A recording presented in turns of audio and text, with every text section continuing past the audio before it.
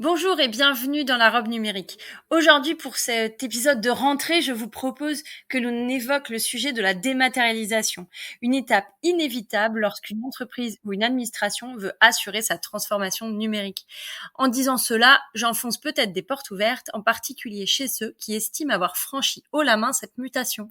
Il reste que de nombreux acteurs sont encore en quête de solutions opérationnelles et que d'autres hésitent à sauter le pas ou bien se retrouvent face à des difficultés de cet exercice.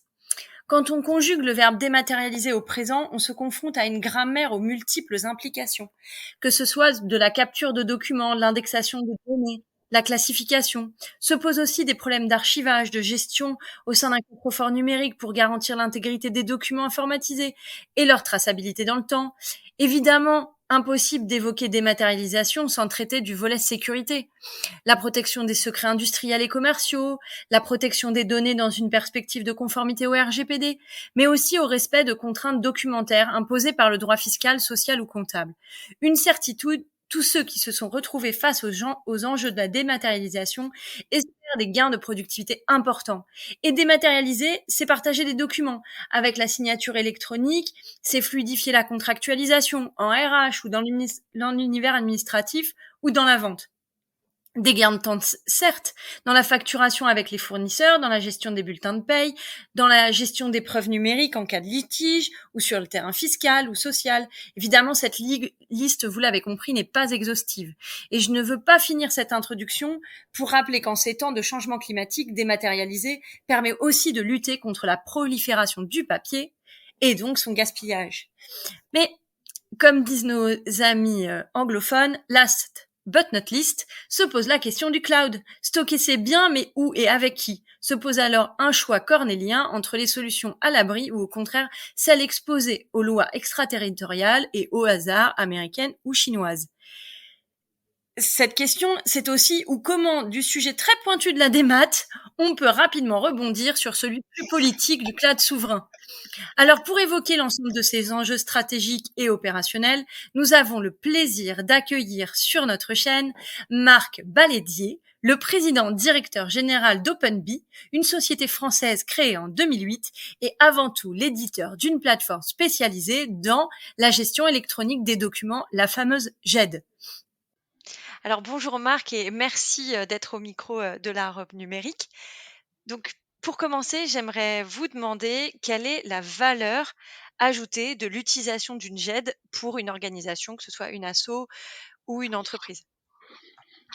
Bonjour Oriana, merci de nous inviter sur votre chaîne de podcast numérique. Alors pour aller à l'essentiel, il est vrai qu'aujourd'hui une plateforme de dématérialisation en entreprise va permettre d'augmenter la compétitivité de l'entreprise en premier lieu. Donc c'est ce que l'on recherche avec nos clients, c'est de démontrer qu'ils ont un retour sur investissement rapide, première chose, une pénibilité moindre dans des tâches quotidiennes qui sont souvent récurrentes et très peu valorisantes. Et puis de l'autre côté, d'avoir une communication digitale qui s'instaure avec leurs partenaires extérieurs, que ce soit clients ou fournisseurs. Donc une plateforme de dématérialisation comme OpenBee va permettre de gérer une dizaine d'usages métiers dans l'entreprise. On va partir de la comptabilité pour la démat des factures fournisseurs automatisées, la consolidation des lignes articles, bons de commande, bons de livraison. Donc on va avoir de l'exactitude dans le chiffre, ça c'est important, avec peu de pénibilité puisque c'est nos moteurs neuronaux qui s'occupent de consolider ces informations. De l'autre côté, on va pouvoir adresser bien sûr les clients de cette entreprise par la dématérialisation des factures de vente, tout en sachant qu'une loi en 2024 arrive. Donc c'est important de s'en préoccuper aujourd'hui, d'être compatible avec les formats attendus par l'administration.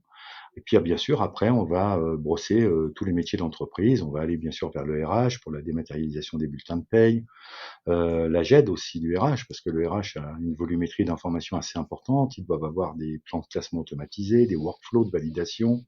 Ils ont beaucoup d'informations à demander dans certains types de métiers aux collaborateurs.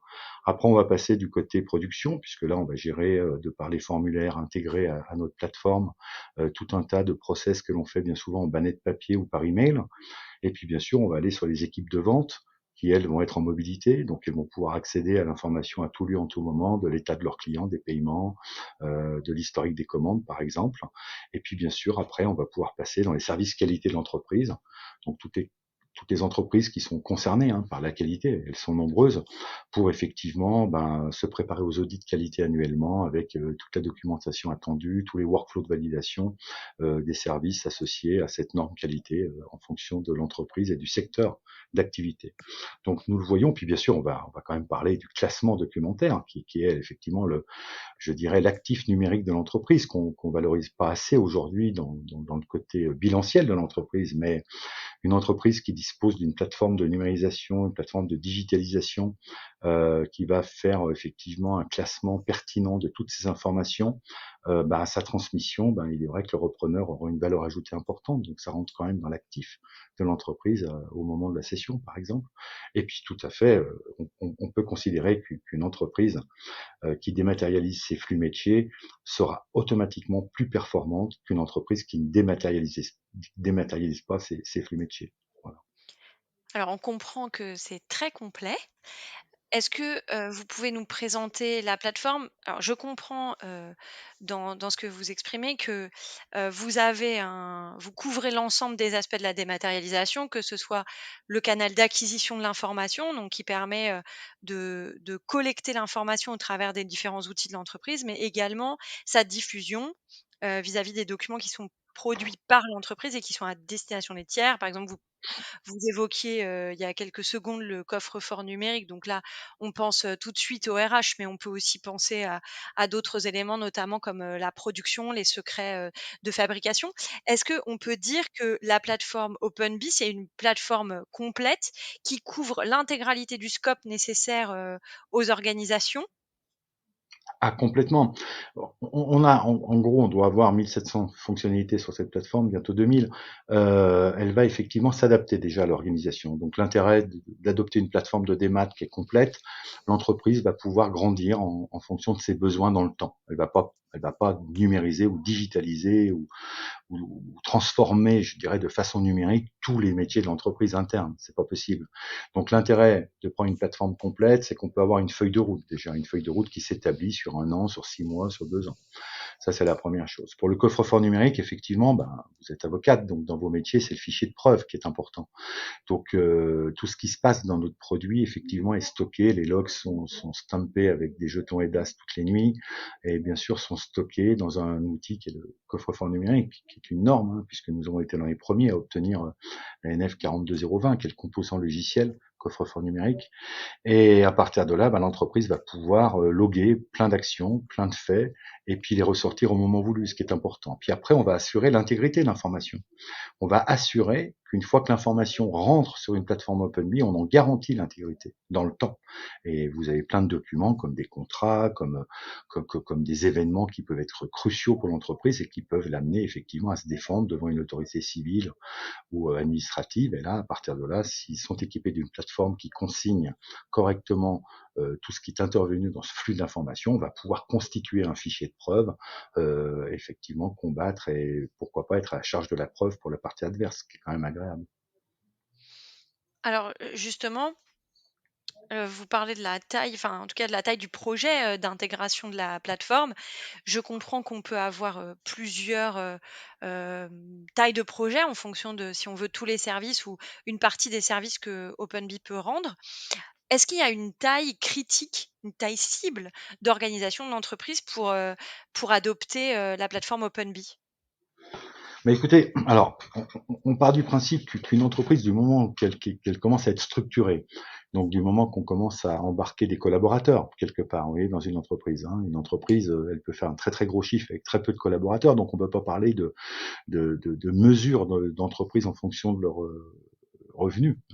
Mais pourtant, on va plutôt parler au niveau des services d'entreprise. Une service qui a un collaborateur, c'est sûr qu'elle peut se passer largement de nos services, et encore, parce que demain matin, avec la démat des factures qui va arriver là, donc en 2024, vous allez être obligé d'aller réceptionner vos factures sur la plateforme de l'État. Donc on aura des connecteurs qui vont bien, qui vont automatiser cette tâche. Donc il est vrai qu'aujourd'hui une PME, je dirais, est effectivement la cible d'OpenBee. Les ETI aussi, donc ce qu'on appelle le haut de marché chez nous, sont vraiment la cible de nos produits. Mais les PME, on a des PME avec 10 utilisateurs et qu'on considère comme TPE en France, mais comme je vous le disais, c'est indexé pas forcément au chiffre d'affaires, c'est en fonction de la complexité des métiers, et on a des PME à 10 utilisateurs qui utilisent X fonctionnalités de notre plateforme, comme on peut avoir des ETI avec 4000 utilisateurs ou 5000 qui utilisent effectivement des briques et qui utilisent simplement une fonctionnalité de notre plateforme. Vous voyez, donc c'est très, je dirais, aléatoire, c'est en fonction de l'appétence déjà du dirigeant ou des responsables, des donneurs d'ordre. Et puis de l'autre côté, comme on est modulaire, ce qui est bien, c'est que le risque n'existe pas, puisque la personne, l'entreprise va choisir un module correspondant à son besoin immédiat et va pouvoir grandir après avec la plateforme en adoptant d'autres modules. Donc, au niveau, je dirais, effort d'investissement, il va rester simplement centré sur un besoin précis. Au niveau, on va parler effort d'intégration, on a un produit sur étagère quelque part, qui a une grosse connectivité avec l'écosystème dans lequel il va vivre. Donc, on va pouvoir se connecter aux ERP métiers, on va pouvoir se connecter aux outils même métiers, développés pourquoi pas même en interne par des ETI. Et puis après, on va faire un bilan clair avec le client qui va prouver un ROI de telle façon à ce que le client puisse après grandir dans son mode projet avec d'autres modules de la plateforme. Donc, l'intérêt, c'est que on va adopter une plateforme qui va être rapidement opérationnelle. Donc, on va pas rentrer dans des modes projet qui vont être chronophages et dispensieux. Et puis de l'autre côté, on va pouvoir faire grandir les early adopters avec tous les modules fonctionnels de la plateforme. Donc, s'ils veulent attaquer demain matin le RH, alors qu'ils ont commencé par la démat des factures fournisseurs, ils pourront attaquer une réflexion sur le RH. Après-demain, la qualité, pourquoi pas, le bureau d'études, pourquoi pas, les ventes, et puis ils vont vivre avec cette plateforme et ils vont ajouter les fonctionnalités dont ils ont besoin. Donc l'intérêt, c'est qu'ils vont toujours être en adéquation entre l'investissement, le retour sur investissement, et puis bien sûr la mise en production, donc le run du produit qui va être très peu chronophage, donc très peu d'accompagnement au changement. C'est ça qui est important, c'est de ne pas déstabiliser l'entreprise, donc qu'elle soit PME ou ETI, dans un accompagnement au changement qui va effectivement traîner sur des mois et qui sera fatigant pour le personnel en interne, et puis aussi pour l'intégrateur qui va mettre en place cette solution. Et alors, justement, par rapport à cette intégration, est-ce que vous avez, une solution on-premise et une solution cloud? Ou est-ce que, l'intégralité de la plateforme est dans le cloud? Alors nous avons les deux. Ouais, nous avons les deux. Pourquoi? Nous avons des clients grands comptes qui ont leurs propres infrastructures, data centers, donc qui préfèrent effectivement obtenir des licences on-premise, donc licences site, et qui vont les distribuer via leurs infrastructures IT qu'ils ont en interne, totalement sécurisées, parce qu'ils ont des contraintes sécuritaires, que ce soit dans l'avionique ou dans des métiers qui demandent ce niveau de certification. Et puis de l'autre côté, autrement, ils vont être sur notre cloud, là cette fois en mode SaaS, et là ils vont acheter du user en mensuel, donc de la mensualité user, et puis capacité bien sûr. Et à partir de là, ils seront sur des briques 27001 d'infrastructure d'hébergement, puisqu'on est mécanisé par le groupe Orange, qui est un cloud, on va dire, français, situé à côté de Paris, sur 2 data centers, éloignés de 17 km, donc avec un PRA, donc un plan de reprise d'activité. Donc que ce soit un choix vers le cloud chez nous, où ils ont un même niveau de sécurité, je dirais 27001, tout ce qui entraîne effectivement cette norme 27001 de sécurité qui est relativement lourde. Et puis de l'autre côté, soit ils le prennent en interne, pourquoi? Parce qu'ils ont des exigences, ou tout simplement une philosophie de dire non, on ne veut pas aller vers le cloud, être dépendant de canaux de communication divers et variés vers l'extérieur. C'est un choix souvent sécuritaire et souvent une politique amenée par les donneurs d'ordre de ces clients, bien souvent. D'accord, et au niveau de la sécurité, vous garantissez, la sécurité des documents, des datas, de vos clients. J'ai vu sur votre site internet que vous aviez, produit, même un livre blanc sur la sécurité, la cybersécurité. Est-ce que vous pouvez, j'imagine que c'est donc une valeur, chez OpenBee. Est-ce que vous avez d'autres valeurs, que vous pourriez nous présenter au chez OpenBee? Vous savez, la première valeur d'une entreprise, c'est déjà ses collaborateurs. C'est important. Vous voyez, c'est un capital humain, une entreprise. Ça, c'est la première de mes valeurs. C'est de favoriser ce capital humain dans l'entreprise et que nos gens soient heureux. C'est important parce que vous savez, quand on est heureux, on transmet. Ça, c'est très, très important. La deuxième valeur, effectivement, la promesse client. On tient une promesse client que nos partenaires, puisqu'on a des réseaux de revente assez gros, donc Konica Minolta, Orange, et j'en passe, des meilleurs. Il faut que les promesses clients données par ces partenaires à leurs clients finaux soient tenues. Donc, on doit avoir des clients heureux. Ça, c'est important. Et ça, on s'y s'y attache au quotidien. C'est un travail quotidien pour nous. C'est effectivement qu'il n'y ait pas de pénibilité chez nos clients, qu'il y ait effectivement une satisfaction, et donc que ça corresponde à une vraie promesse. Ça, je pense que c'est la pierre angulaire d'OpenBee. Et après, c'est l'engagement collectif. Donc, on défend les abeilles depuis très longtemps. Hein. Donc, pourquoi OpenBee? Parce que j'ai pris ce terme, parce que j'étais très attaché à la disparition de 30% du volume des ruches à un moment donné, et ça continue. Et la ruche, c'est un système collectif d'organisation, quoi qu'il en soit, où tout le monde a une utilité qui peut être transverse. Et j'essaye de faire transpirer ça à la fois dans mes entreprises, mais surtout aussi auprès de nos clients finaux, pour qu'ils comprennent qu'on peut changer des fois de mode d'organisation et arriver à une efficacité nettement supérieure, avec une pénibilité pour le collaborateur nettement moindre. Donc c'est important. Donc l'humain est quand même au centre, vous voyez, de nos préoccupations, aussi bien utilisateurs, aussi bien nos canaux de revente et aussi bien pour nos collaborateurs. Merci beaucoup pour ces précisions. Je pense que c'est effectivement important que les collaborateurs soient au centre des valeurs. C'est essentiel pour la pérennité des structures. On le voit aujourd'hui avec le marché du travail. Alors pour être sur des sujets un peu moins, enfin, sur un sujet plus terre à terre et pour même dire financier, combien coûte une licence OpenBee? En tout cas, si vous pouvez nous expliquer le schéma de facturation, comment ça marche? On a des schémas de facturation à la fois on-premise ou cloud. Donc, on va prendre le cloud, puisqu'aujourd'hui, c'est quand même 80% des demandes. Si vous regardez sur le début, on va dire depuis maintenant 4 ans, on a à peu près 80% de demandes en cloud, à peu près, surtout en France, hein, puisqu'on rayonne à l'international. Donc les pays en voie de développement, eux, ont plus d'appétence pour le on-premise parce qu'ils n'ont pas le bénéfice de nos réseaux de télécommunications et donc ils ont des biais qui peuvent s'opérer par je dirais des liaisons peu fiables. Mais si on reprend le cas des pays en voie de développer, on a des facturations user. Donc par exemple, un user commence à 20 et quelques euros, et puis après des modules optionnels. Je vous en parlais tout à l'heure, par exemple, la personne qui veut adopter le module formulaire, le module coffre, voilà. Donc le module, pourquoi pas M&A pour faire de la due diligence ou pour transmettre des documents avec des groupes externes assez sensibles. Donc à chaque fois, on rajoute des modules. Donc on peut partir à plus de 20 euros, 24 euros, 27 euros. On va arriver jusqu'à 39, 40 euros sur des user extend qui bénéficient de toutes les fonctionnalités de la plateforme, qui sont pas forcément utiles dans tous les projets. Et puis, bien sûr, on a des modules optionnels qui vont de 900 à 1800 euros, vous voyez, donc autour de cette plateforme. Voilà. Donc, c'est assez simple comme tarification. Après, on a une tarification pour tout ce qui est action sur les documents entrants ou sortants. Donc là, on a une tarification au volume de documents. Pourquoi? Parce que quand vous faites de la reconnaissance de factures fournisseurs avec des lignes articles, du rapprochement, c'est très complexe puisqu'il faut lire l'intégralité du document, l'interpréter, le faire correspondre à des documents existants dans l'entreprise pour avoir une comparaison, par exemple, faire effectivement du rapprochement. Et ben à partir de là, on va facturer par pack de documents, donc on va arriver à quelques centaines d'euros pour une centaine ou 500 documents.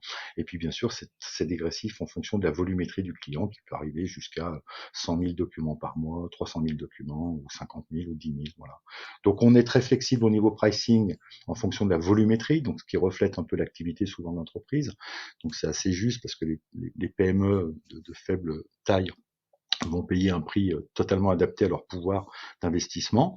Et puis les ETI qui, elles, ont des projets d'envergure, vont arriver à des prix en fonction de l'envergure, du nombre de documents, du nombre d'utilisateurs, internes ou externes, puisqu'en plus on a des notions d'utilisateurs pleins et d'utilisateurs read-only. Pourquoi? Parce que quand on veut monter un extranet pour ses clients finaux, ils sont pas forcément utilisateurs de la GED, ils vont simplement aller récupérer leurs documents de vente, leur facture électronique, déposer eux-mêmes des documents de garantie, pourquoi pas participer à des workflows de validation, mais ça va s'arrêter là. Donc ces users-là, bien sûr, sont beaucoup moins onéreux, ils sont à quelques cents, vous voyez, de telle façon à ce que l'entreprise puisse commencer à élaborer une communication digitale, vous voyez, avec ses clients. Ce qui est bien, pourquoi? Parce que ce canal digital de communication permet déjà d'avoir des traces, ça opère une certaine traçabilité. On parlait tout à l'heure du fichier de preuve. Puis de l'autre côté, ça nous permet de communiquer de façon régulière avec nos clients finaux. Très important pour les entreprises aujourd'hui, cette communication digitale, et ils vont pouvoir avertir d'une sortie produit, de modification de mode d'emploi. Vous voyez, donc l'arrivée de nouveaux collaborateurs sur la région du client. Donc ils vont pouvoir communiquer efficacement. On fait pareil bien sûr pour le RH avec le coffre-fort ou l'espace sécurisé de conservation pour les salariés. Et à partir de là, l'entreprise va pouvoir gérer les entretiens individuels, la médecine du travail, les documents permis de conduire, enfin constituer un dossier propre au salarié interne qui sera sur un extranet aussi, dont le salarié aura l'accès en temps réel et en continu et sera averti par des notifications en mobilité, par des modes push sur les applis mobiles, comme quoi il doit signer un nouveau document, puisque nous avons embarqué aussi un module de signature électronique sur notre solution, ce qui permet de signer des contrats à la volée, par exemple pour les sociétés qui font de l'intérim. Il y a des gens qui sont consommateurs de signatures et puis d'autres moins. Vous voyez, donc comme quoi on s'adapte à un périmètre assez large, tout en offrant une ergonomie, je dirais, attendue.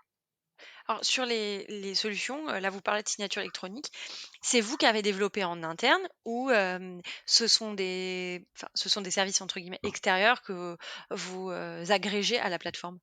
Alors, nous agrégeons puisque nous sommes à l'international, donc nous rayonnons aussi bien à Dubaï qu'à Singapour, qu'en Italie, qu'en Espagne, qu'en France. Donc, nous avons des reconnaissances différentes des tiers de signature électronique. Donc, on embarque des tiers externes, donc une connectivité vers Universign, par exemple, qui est un de nos partenaires en France concernant la signature électronique, ou pourquoi pas DocuSign, si le client est déjà chez DocuSign et qu'il a déjà un compte chez DocuSign, ben, il va pouvoir relier son compte à notre module de signature et utiliser les signatures, par exemple, qu'il avait déjà achetées.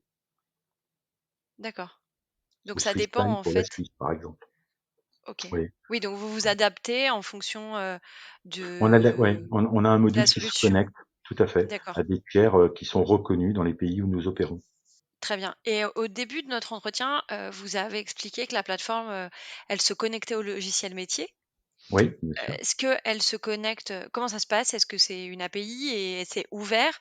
Est-ce qu'il y a des logiciels avec lesquels vous avez, passé des accords et donc c'est plus facile de se connecter ou est-ce que c'est facile avec tous? Bah, il y a des logiciels, par exemple, si on prend les produits de Sage, hein, la ligne 100, qui est une ligne qui est très rencontrée au sein des PME françaises. Là, on a des connecteurs qui sont intégrés à la plateforme par les objets métiers, puisqu'ils ont, eux, je dirais, un framework d'API nous permettant de se connecter. Et autrement, nous avons soit par requête SQL, soit des API permettant de se connecter à tout type d'applications qui requièrent soit des API, soit effectivement qui a des bases de données en consultation sur des requêtes SQL. Donc on est, ou même des fichiers à plat, on a des intégrateurs qui nous déposent de l'information depuis leur ERP maison et on va effectivement interpréter ce dépôt, on va redéposer bien sûr l'information manquante, donc on va travailler en asynchrone. Et bien sûr, quand on travaille avec des API, on travaille en synchrone, donc ça offre, je dirais, une ergonomie de travail un peu meilleure et surtout une réactivité, mais c'est rarement le besoin. Souvent, c'est récupérer de l'information pour compléter des formulaires, compléter des index, des mots-clés dans les documents. Donc, avoir plutôt une information qui soit effectivement uniforme au niveau de l'entreprise et qui va se concentrer sur notre plateforme de dématérialisation qui, elle, contient à peu près tout l'historique de l'entreprise. Donc, c'est simplement pour un gain de temps souvent ou pourquoi pas un retour d'information d'un workflow lors d'une validation qui va mettre un flag dans l'ERP ou CRM, comme quoi effectivement ce document a bien été validé. Pourquoi pas même qu'il va intégrer le document directement dans la suite métier du client. D'accord, OK, très clair. Merci beaucoup. Alors on arrive à la fin de ce podcast. Il me reste 2 questions à vous poser. Aujourd'hui, à quoi avez-vous envie de dire non? Dire non à... Alors, si on sort de notre métier, nous on est quand même dans un milieu relativement scientifique, et je dirais que je dis non à la non-reconnaissance de la science et qui aujourd'hui est bien malmenée. Donc j'aimerais bien que la science redevienne une science et redevienne justement de la science bienveillante. Donc j'aimerais bien que la bienveillance revienne en premier lieu sur toutes les avancées technologiques dont on bénéficie et qu'elle ne soit pas vue uniquement d'un côté médiatique ou mercantile qui bien sûr trompe l'utilisateur final sur sur des avancées qui devraient être justement plutôt portées par les gens qui savent et pas par les gens qui colportent. Voilà. Donc je dis non aux colporteurs d'informations pseudo-scientifiques et je dis oui aux vrais scientifiques que l'on a en France, que l'on a partout dans le monde, qui devraient arriver à s'exprimer, à amener une pédagogie de compréhension pour que nos entreprises ou même nos utilisateurs lambda puissent effectivement être en connaissance de cause avec une pédagogie adaptée. Voilà. Donc je dis non au manque de pédagogie aujourd'hui que l'on rencontre, non au manque de bienveillance que l'on a envers tous les scientifiques qui nous entourent dans le domaine de l'IT, et puis dans d'autres domaines aussi. Oui. Et puis je dis certainement oui à une pédagogie adaptée, un audimat qui doit effectivement prendre connaissance et qui est totalement capable de comprendre la science quand on fait l'effort de leur expliquer correctement. Bon, bah, vous m'avez devancé sur la question du oui. Je pensais que vous diriez oui aux abeilles par rapport à ce Alors, que vous aviez déjà dit. vous savez, c'est bien. Les abeilles, c'est un problème de l'écosystème que l'on a aujourd'hui, qui est un problème important, puisque sans abeilles, vous avez plus de pollinisation, et donc si vous avez plus de pollinisation, vous avez plus de culture. Donc là, il faut quand même revenir aux fondamentaux, et malheureusement, aujourd'hui, on s'en écarte par plein de débats écologistes qui ont, pour moi, beaucoup peu de sens. Pourquoi? Parce qu'effectivement, je pense que l'alimentation est quand même le b.a.-ba de l'humanité. Et je pense que notre première préoccupation, c'est de réduire la faim dans le monde, ce qui se réduit d'année en année, hein, depuis 50 Mmh. ans, bien réduit, mais pas encore assez à mon goût. Voilà, et qui va de même aussi avec la pauvreté et l'éducation. Oui, on revient sur la pédagogie de l'explication du sens, je dirais, de la vie. Et on voit ça actuellement en Somalie, tristement d'ailleurs. Oui. Merci beaucoup Marc de nous avoir accordé cet entretien. C'était vraiment un plaisir de découvrir cette plateforme. Donc n'hésitez pas à revenir au micro de la robe numérique si vous avez des actus ou des choses que vous avez envie de nous partager ou un retour d'expérience aussi. On sera ravis de vous accueillir une nouvelle fois au micro de la robe numérique. Eh ben, je vous remercie, Oriana. En tous les cas, je vous souhaite une très bonne continuation et merci de nous avoir accueillis. À bientôt, au revoir. À bientôt.